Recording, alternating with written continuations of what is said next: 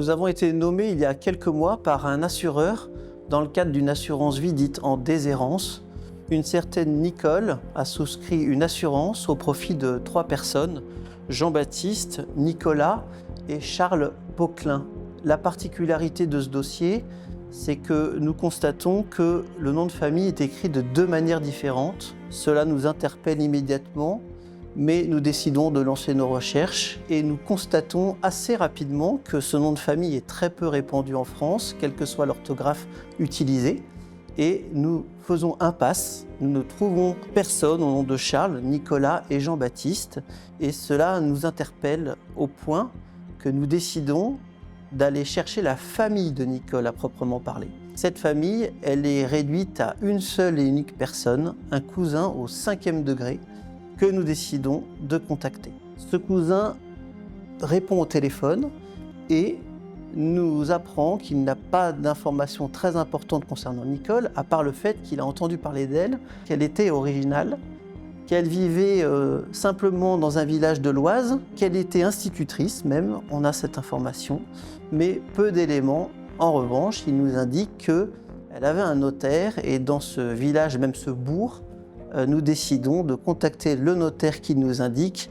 Nous voilà chez le notaire qui, à notre grande surprise, détient les clés de la maison de Nicole et nous propose assez rapidement de nous rendre dans cette maison.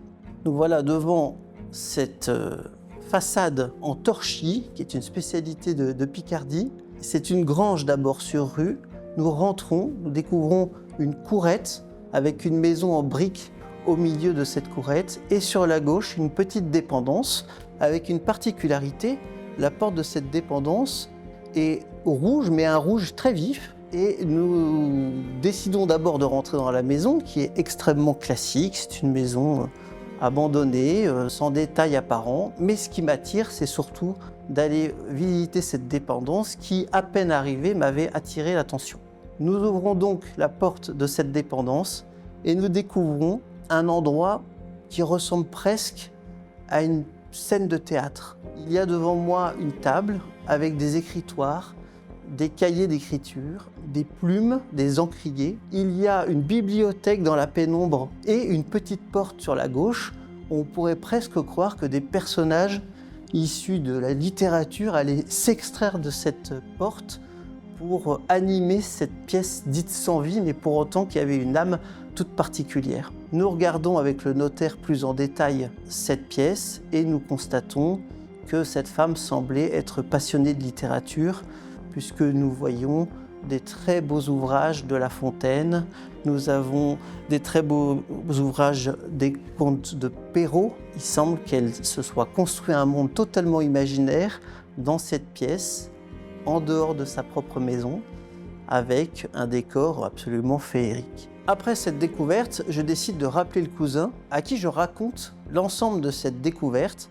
Très intéressé lui-même littéraire, il veut participer à cette aventure et il m'aiguille vers le médecin traitant de Nicole, qui se trouve être dans un village mitoyen. Je décide à ce moment-là d'aller rencontrer ce médecin en espérant qu'il me donne des informations concernant Nicole.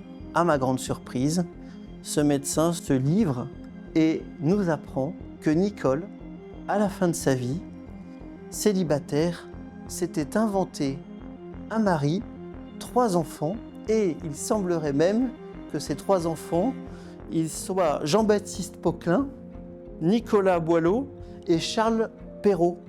3 auteurs, le fruit de sa passion. Cette folie était tellement forte qu'elle est allée chez son banquier pour souscrire une assurance vie au nom de ses 3 présumés enfants, Jean-Baptiste, Charles et Nicolas Poquelin. Pour brouiller les pistes, elle avait écrit Poquelin de 2 manières différentes et par ailleurs, nous avions eu accès à cette clause et nous nous rendions compte qu'à la lecture de la clause, la façon dont elle avait écrit cette clause, eh bien, nous avions affaire à une personne plutôt fébrile, avec peut-être déjà un début de folie naissante.